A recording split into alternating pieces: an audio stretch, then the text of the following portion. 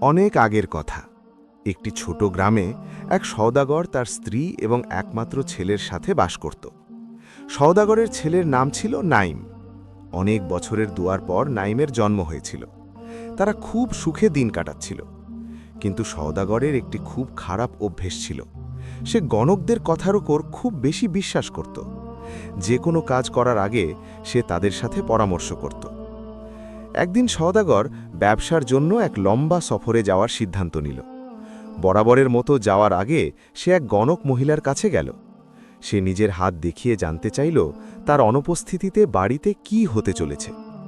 গণক মহিলাটি হাত দেখে বলল, তোমার ঘরে একটি কন্যা সন্তান জন্ম নেবে, কিন্তু সেই কন্যাই হবে তার ভাইয়ের মৃত্যুর কারণ। এই কথা শুনে সওদাগর খুব দুশ্চিন্তায় পড়ে গেল। তার স্ত্রী তখন সন্তান সম্ভবা ছিলেন। সওদাগর তার একমাত্র ছেলের প্রাণের ভয়ে অস্থির হয়ে উঠল। তার মনে হল যদি মেয়ে জন্ম নেয় তবে তার ছেলে মারা যাবে। সে চাইল যেন তার যাওয়ার আগেই বাচ্চা হয়ে যায়। যদি মেয়ে হয় তবে সে তাকে দুনিয়া থেকে সরিয়ে দেবে। কিন্তু বাচ্চার জন্মে দেরি হল এবং কাফেলার বিদায় নেওয়ার সময় হয়ে গেল। সওদাগর তখন নাইমকে কাছে ডাকল। সে খুব কঠোর গলায় নাইমকে বলল, তুমি গণকের কথা শুনেছ, আমি এখন সফরে যাচ্ছি। যদি তোমার মায়ের কোনো মেয়ে হয় তবে তাকে জীবিত রাখবে না, কারণ সেই মেয়ে আমাদের বংশের ধ্বংস আর তোমার মৃত্যুর কারণ হবে। সওদাগর বারবার সতর্ক করল যেন এই কথা হালকাভাবে না নেওয়া হয়। সে বিশ্বাস করত গণক কখনো মিথ্যে বলে না। বাবার কথা শুনে নাইম চুপ করে থাকল। যখন বাবা জানতে চাইল সে বুঝেছে কিনা, নাইম ভারী গলায় উত্তর দিল, জি আব্বা, আমি আপনার আদেশ মানব। সওদাগর নিশ্চিন্ত হয়ে সফরে চলে গেল। কিছুদিন পর সওদাগরের ঘরে একটি মেয়ে জন্ম নিল। গণকের কথা সত্যি হল। বাচ্চাটি দেখতে অনেক সুন্দর ছিল। তার মুখ চাঁদের মতো জ্বলজ্বল করছিল। মা তার নাম রাখলেন লায়লা। নাইম যখন তার ছোট বোনকে দেখল তখন তার মন মমতায় ভরে গেল। নাইম ভাবল, এই শিশুটি অনেক ছোট আর নিষ্পাপ, সে কিভাবে একে মারতে পারে। সে মনে মনে বলল, এই মেয়ের জন্য মা অনেক কাঁদবেন, তাই সে কিছুদিন অপেক্ষা করার সিদ্ধান্ত নিল। দিন যত যাচ্ছিল নাইম তত তার পরিকল্পনা পিছিয়ে দিচ্ছিল। ধীরে ধীরে বোনের প্রতি তার ভালোবাসা এত বেড়ে গেল যে সে তার মত বদলে ফেলল। নাইম ঠিক করল সে লায়লাকে বাঁচিয়ে রাখবে। সে ভাবল, বাবা যখন ফিরে এসে লায়লার নিষ্পাপ মুখ দেখবেন তখন হয়তো তার মন গলে যাবে। ১.৫ বছর কেটে গেল। লায়লা এখন হাঁটতে শিখেছে এবং আধো আধো কথা বলে। নাইমের সাথে তার সম্পর্ক অনেক গভীর হল। এবার সওদাগরের ফেরার সময় কাছে চলে এলো। নাইম ভয় পেল যে তার বাবা হয়তো লায়লার ক্ষতি করবে। সে তার প্রতিবেশীর সাথে মিলে এক পরিকল্পনা করল। নাইম প্রতিবেশীকে বলল যে সে যেন লায়লাকে নিজের মেয়ে বানিয়ে রাখে এবং নিজের ছেলেকে নাইমের কাছে দিয়ে দেয়। প্রতিবেশী সওদাগরের জেদ সম্পর্কে জানত, তাই সে রাজি হয়ে গেল। সওদাগর ফিরে এলে নাইম প্রতিবেশীর ছেলেকে নিজের ভাই হিসেবে পরিচয় করিয়ে দিল। এভাবে লায়লার প্রাণ সেবারের মতো বেঁচে গেল।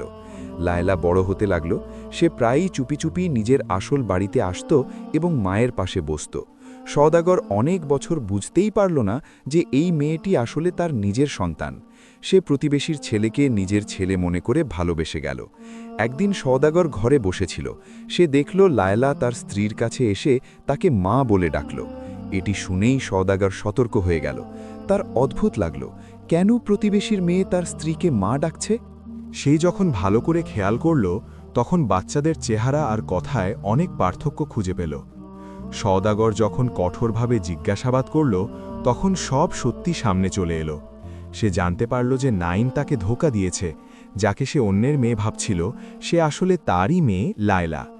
এটি জেনে সওদাগর রাগে আগুন হয়ে গেল। সে নাইমকে ডেকে অনেক অপমান করল। সওদাগর বলল, তুমি আমার অবাধ্য হয়েছ এবং এমন একজনকে বাঁচিয়ে রেখেছ যে তোমার মৃত্যুর কারণ হবে। রাগের মাথায় সে হুকুম দিল, যতক্ষণ না নাইম এই মেয়েকে শেষ করছে ততক্ষণ সে ঘরে ফিরতে পারবে না। সে নাইমকে বাধ্য করল যেন সে লায়লাকে কোথাও নিয়ে জ্যান্ত কবর দেয়। নাইম দিশাহারা হয়ে পড়ল। জালেম বাবার সামনে তার আর কোনো পথ ছিল না। সে ভাবল, নিজের হাতে বোনকে মারা অসম্ভব, তাই তাকে জ্যান্ত দাফন করা হয়তো কম কষ্টের হবে। নাইম বুক ফাটা কষ্ট নিয়ে কুড়াল হাতে নিল।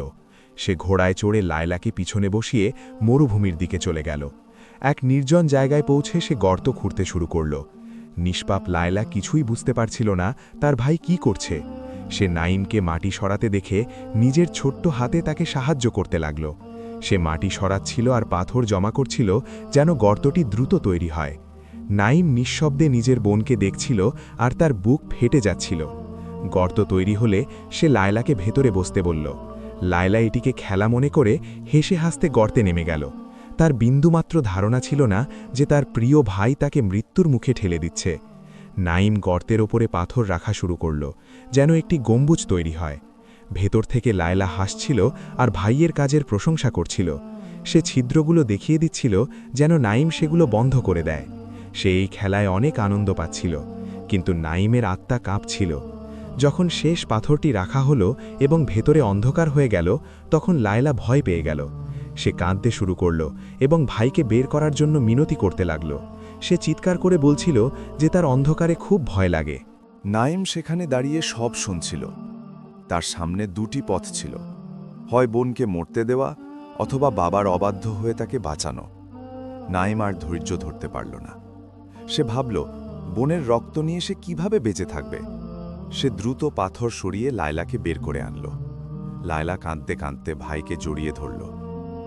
নাইম আল্লাহর শুকরিয়া আদায় করল এবং সিদ্ধান্ত নিল সে আর কখনো বাবার ঘরে ফিরবে না।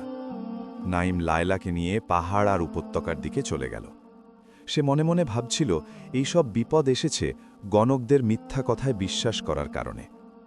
পথের মাঝে নাইম কুকুরের দুটি ছোট বাচ্চা পেল। সে দয়া করে তাদের সাথে নিল। কিছুদূর যাবার পর তারা একটি স্বচ্ছ পানির হ্রদ দেখতে পেল। জায়গাটি অনেক সুন্দর এবং গাছপালায় ঘেরা ছিল। মানুষের লোকালয় থেকে দূরে হওয়ায় নাইম সেখানে থাকার সিদ্ধান্ত নিল। কিছুদিনের মধ্যে নাইম ডালপালা আর লতা দিয়ে একটি ছোট কুঁড়ে ঘর তৈরি করল। দুই ভাই বোন সেই নির্জন জঙ্গলে থাকতে অভ্যস্ত হয়ে গেল। নাইম মাঝে মাঝে গোপনে শহরের বাজারে যেত। শিকার করা পশুর চামড়া বিক্রি করে সে লায়লার জন্য কাপড় আর দরকারি জিনিস নিয়ে আসত। 5 বছর কেটে গেল। লায়লা এখন এক রূপবতী তরুণীতে পরিণত হয়েছে। এক রাতে যখন তারা ঘুমাচ্ছিল, তখন লায়লা বাইরে কুকুরের ঘেউ ঘেউ শব্দ শুনল। সে দেখল একদল নেকড়ে তাদের ঘোড়ার উপর আক্রমণ করেছে। নাইম তলোয়ার নিয়ে বাইরে বেরিয়ে এলো। একটি শক্তিশালী নেকড়ে নাইমের ওপর ঝাঁপিয়ে পড়ল এবং তাকে মাটিতে ফেলে দিল। যখন নেকড়েটি নাইমের গলায় কামড় দিতে যাবে, তখন লায়লা সাহস দেখালো। সে তীর দিয়ে নেকড়েটিকে গেঁথে ফেলল। নাইম অবাক হয়ে গেল যে তার বোন তার প্রাণ বাঁচিয়েছে। নাইম ভাবল, যদি তার বাবা দেখতেন যে এই বোন ভাইয়ের জন্য রহমত, আপদ নয়। পরের দিন লায়লা কাপড় ধোয়ার জন্য হ্রদের পাড়ে গেল। সেখানে এক রাজপুত্র শিকার করতে এসেছিল। লায়লাকে দেখা মাত্রই রাজপুত্র তার সৌন্দর্যে মুগ্ধ হয়ে গেল। রাজপুত্র পরে এক বৃদ্ধা দাসীকে পাঠালো লায়লার পরিচয় জানতে। দাসীটি এক ভিখারি সেজে লায়লার দরজায় কড়া নাড়ল। লায়লা দয়া করে দরজা খুলল এবং তাকে খাবার দিল। দাসীটি লায়লাকে রাজপ্রাসাদে যাওয়ার প্রলোভন দেখালো। পরের দিন রাজপুত্র নিজেই সেখানে উপস্থিত হল। রাজপুত্র লায়লাকে আশ্বস্ত করল যে সে তার ভাইয়ের কোনো ক্ষতি করবে না, বরং তাকেও সম্মানের সাথে প্রাসাদে নিয়ে যাবে। লায়লা রাজি হল। নাইম ফিরে এসে বোনকে না পেয়ে দিশেহারা হয়ে পড়ল। সে ঘোড়ার পায়ের ছাপ ধরে রাজপ্রাসাদের দরজায় পৌঁছাল। সৈন্যরা তাকে আটকে দিলে সে ঠিক করল বাবার কাছে গিয়ে সব সত্যি বলবে। নাইম যখন বাবার বাড়িতে পৌঁছাল, সওদাগর তাকে প্রথমে চিনতে পারল না। নাইম সব খুলে বলল এবং লায়লাকে বাঁচাতে সাহায্য চাইল। কিন্তু সওদাগরের মন ছিল পাথরের মতো। সে আবারও নাইমকে বাড়ি থেকে বের করে দিল। নাইম নিরাশ হয়ে প্রাসাদের সামনে গিয়ে অপেক্ষা করতে লাগল। লায়লা জানালা দিয়ে ভাইকে দেখে রাজপুত্রকে সব জানালো। রাজপুত্র নাইমকে সম্মানের সাথে ভেতরে ডাকল। ভাই বোনের মিল দেখে রাজপুত্র আনন্দিত হল। রাজপুত্রের নির্দেশে সেই জালেম সওদাগরকে দরবারে হাজির করা হলো। কাজী সাহেব সওদাগরকে জিজ্ঞাসা করলেন কেন সে নিজের সন্তানদের ওপর এমন জুলুম করেছে। সওদাগর সেই গণকের দোহাই দিল।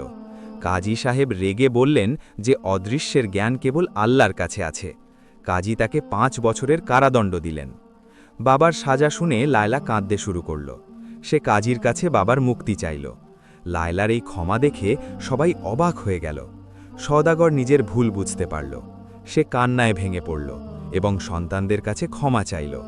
সে বুঝল যাকে সে অমঙ্গল ভেবেছিল সেই মেয়েই আজ তার মুক্তির উসিলা হল।